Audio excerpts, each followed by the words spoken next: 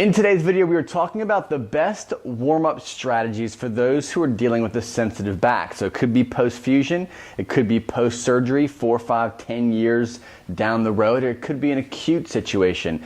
This is a very important topic you've got to cover because if you Google, what's the best warm-up for back pain, you get a lot of junk. And I want to kind of share with you 5 or 6 key things that have been tested and trialed against people who actually have a sensitive lower back, whether it be due to surgery or just chronic situations. These work, and there's a reason why these work, and I'm going to show you exactly why they work today. Hey guys, William here from fitnessforbackpain.com. Thank you so much for stopping by and watching another video. If this is your first time here, make sure you subscribe to the channel. If you want more coaching content, 100% free, go over to fitnessforbackpain.com. I do have a newsletter over there you can jump on to get all the goodness I drop every single week. So my first #1 strategy is walking. A fast-paced walk is extremely powerful for someone who's been dealing with a sensitive back. And there's a lot of reasons why that is, but there's 2 real reasons that I want to kind of briefly touch on real quick. One is walking is a multi-joint exercise, right? You're not isolating anything, you're not loading anything, you're not doing anything outside of what you would normally do walking around. Now, there's a reason why walking is so powerful. Oftentimes, people who have chronic issues, they find that walking is usually more beneficial to their pain relief than doing exercise, period. So when anyone is first starting out, they should always start with a fast-paced walk. Now, there's a reason why fast-paced walking is better than a slow leisure type of thing. You want the body to be in motion. You don't want to be loading the joints for too long. A lot of mall strolling type of walking is actually not the best for people who have sensitive backs. So we're shooting for a fast-paced walk. Now, what is a fast-paced walk? It's a walk speed that where you're not running, you're not jogging, but you're in a position where you're walking fast enough to really get the heart rate up, to maybe break a sweat after 5 or 10 minutes, but you're able to still hold a conversation. The second major reason why you want to do some fast-paced walking is the effect it has on the muscles, right? You're using all different kinds of muscles. Not only is it a multi-joint, but obviously multi-joint means multi-muscle. So you're activating muscles, you're contracting, relaxing, just about all the muscles in the body, such as the ones that are causing you pain and the ones that are not causing you pain, the ones that give support during a walking or an exercise type of position, and the ones that don't. So the idea of a fast-paced walk is to get the blood flowing, is to get these muscles activated and moving so that to prepare them for the actual exercise. The second strategy is very similar. We're going to talk about the treadmill and the elliptical, very similar to the fast-paced walk, but it's just a little bit different. Think of this as an option 2 and 3, if you count 2 separately, treadmill and elliptical. But there's people who really can't do a whole lot of walking for whatever reason. Maybe they're really sensitive, but the other option they could do is treadmill walking, or they can do elliptical. Both of them kind of do the same thing as far as cardiovascular wise, but they're activating and they're utilizing and loading and unloading joints and muscles a little bit differently. There's no specific way of going about it. Don't overcomplicate it, don't overthink it. The main thing is you want to warm up underneath your pain threshold. You never want to go or reach your pain threshold during your warm-up. Whether you're walking outside on a treadmill or using an elliptical, start around 2 to 5 minutes. Now that's for a real sensitive person. If you're not super sensitive, you can obviously break that up or increase that into longer segments, but 5 minutes is a good start. If you can manage 5 and 5 is not painful for you, try out 10. For now, there's no real reason to go beyond a 15-minute warm-up. I think if you do it well, you do it right, specifically on the ones I'm going to show you here today, you're going to see a real big impact on the way you feel and how you move during your workout. All right, so let's check out the third strategy you can use when it comes to warming up before the exercise.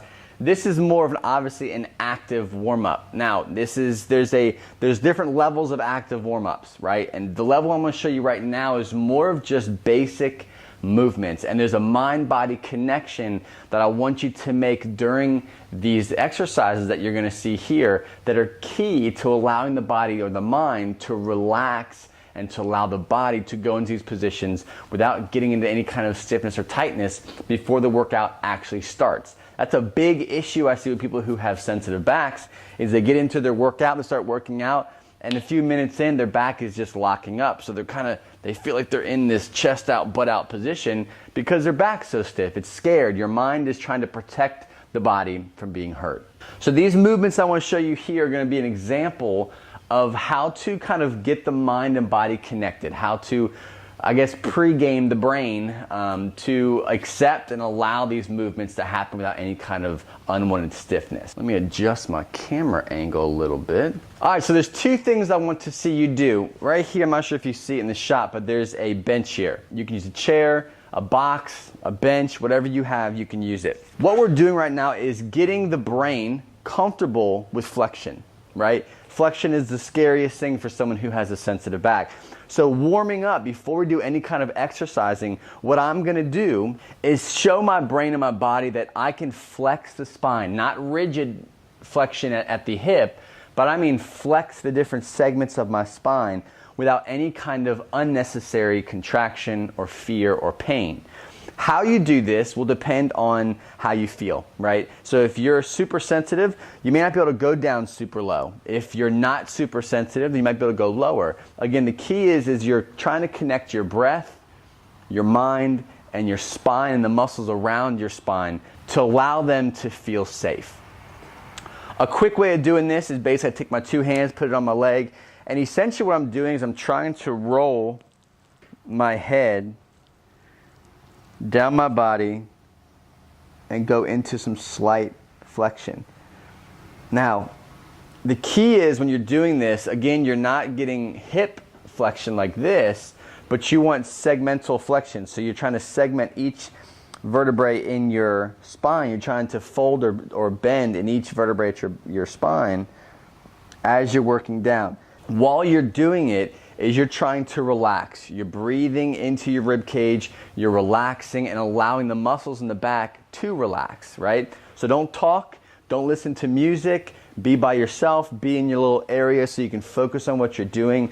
And essentially all you're gonna do, I have my hands here on my arm to kind of give me some extra support, and I'm sliding and breathing and relaxing that lower back. And I'll do about 5 to 10 reps of that. Both legs stay under your threshold. If you start feeling some tightness and sensitivity, back off and don't go so low.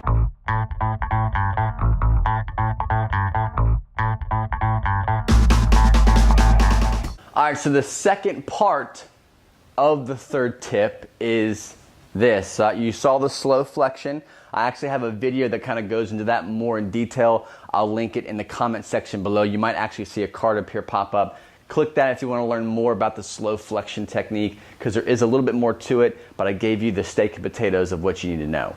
The second thing is now we're going to go into the squat, right? So another very fearful movement is the squat, whether it be because your body doesn't understand to contract the trunk or contract the core when you're coming down into that squat. So instead, this locks and tightens up, and then you go into this overextended squat, and you repeat that. You add in fear, you add in an old injury, and now you have chronic tightness and stiffness. So what you're gonna do is I actually have a rig here. You can do a towel over a door, you can do a towel around a pole, whatever you wanna do. Essentially, you wanna get to the point where you can completely relax while you're doing this. So what I'm doing here is I'm leaning back on my heels, and as I go into a squat, I'm doing the same things that I did when I was doing the flexion test or the flexion practice. What I'm gonna do is go nice and gentle, make sure my pelvis is in a neutral position. I'm breathing into my spine, and I'm gonna drop, and as I'm dropping, I want to relax that lower back. Everything's relaxed. I'm not contracting anything. I'm not even contracting my trunk. Nothing is being contracted. I'm trying to just teach myself that it's okay to squat, get into this position, be down here, allow my lower back to relax, coming back up, focusing on that lower back, relaxing. So what you don't realize is your body has a self-support system. Like when you're going into a lunge or a squat, your body naturally, to keep you balanced, it contracts and it engages the supporting muscles and disengages the muscles that it needs to for you to get into that position. So when I'm squatting, whether you're going to hold on to the rig or hold on to a branch or whatever you have, when I'm squatting, my goal is to shut everything down, relax everything, keep my pelvis in a neutral position as best that I can without, over exaggerating, nice and relaxed. And I'm going to go into that squat with my lower back completely relaxed. I don't feel any tension, any tightness. When I'm down here, I'm relaxing that lower back. And as I'm pushing up, I'm driving with my feet and relaxing the spinal erector muscles, or the back, the posterior chain. You're going to do this 5 to 10 times. You can do 2 to 3 sets if you want. Before I do what you're going to see next, I do these movements first to kind of get that brain-body connection and to try to wipe away any fear that I might have in the movement. All right. So what are you on? We're on the fifth point? Now we're getting to some active warming up.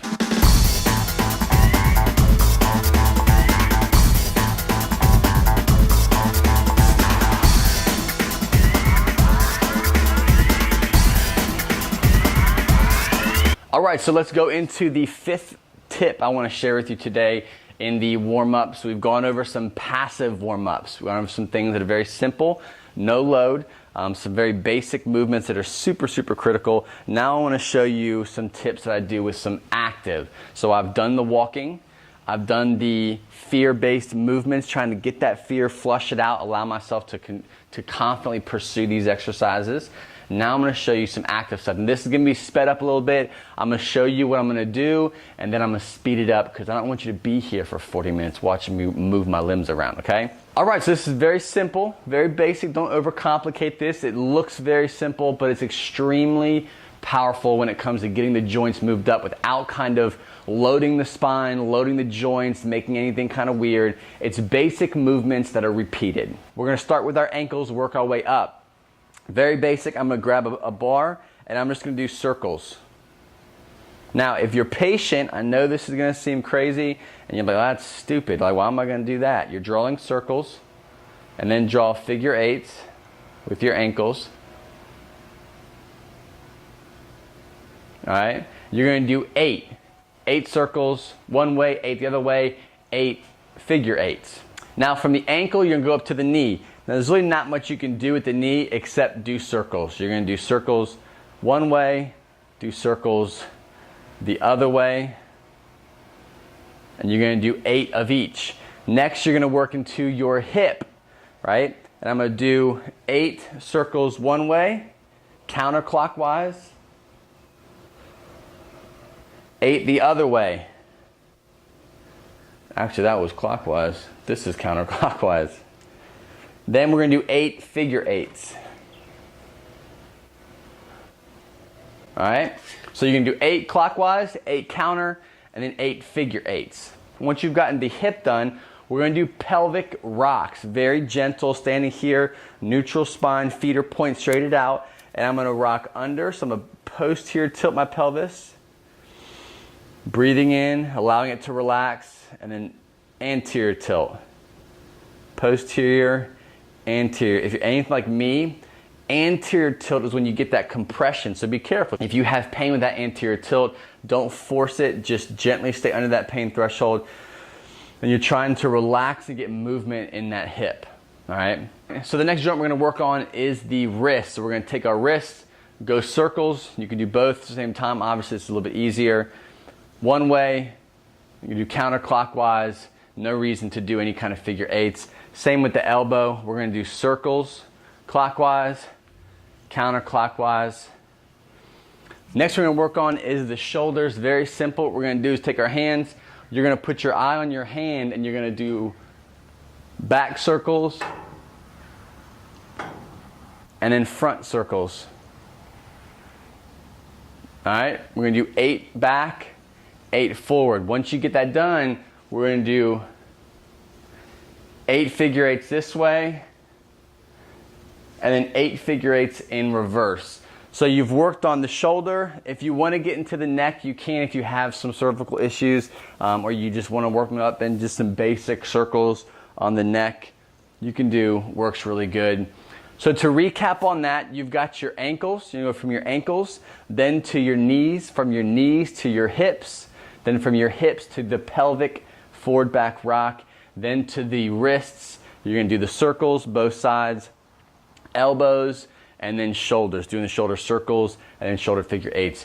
You're gonna do 8 in each direction, 8 of the counter, the clockwise, and the figure eights. So the joint mobilization really just comes down to getting the joints moving. Once you are done, you should be warm. Your body should be starting to break a sweat. You shouldn't be out of breath. This is a great strategy if going for a 10 to 15 minute walk is just not in the books right now. Hit that joint mobilization up and you should be good to go. All right, so the 5th and final strategy for warming up. Those who actually weight train, who do deadlifts, squats, or bench press, they'd like to do those things.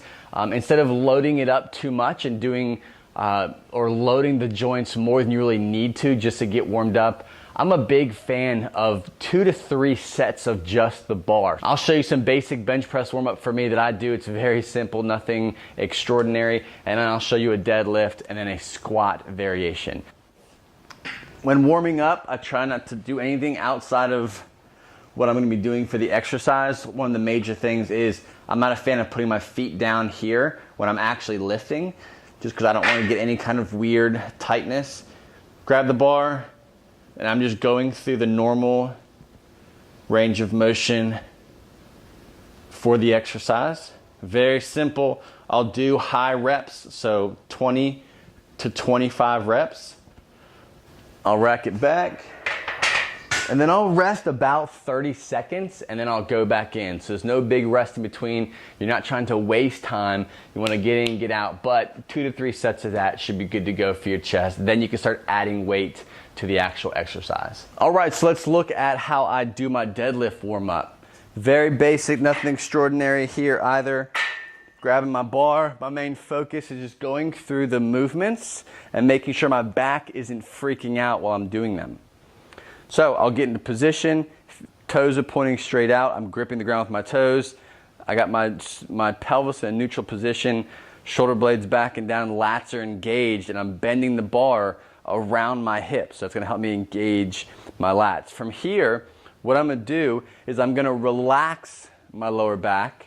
I know it sounds crazy, relax it. And I'm gonna go down and then come back up. So what I'm focusing on is the hip hinge, allowing my body to contract and engage and stabilize naturally without extra pressure on the spine and by contracting and trying to brace really hard. And I'm going through this movement. As I get more comfortable, as I notice that my spine isn't getting stiff or tight doing this, I'll go a little bit lower. I'll do this exercise, maybe 2 sets, 3 sets.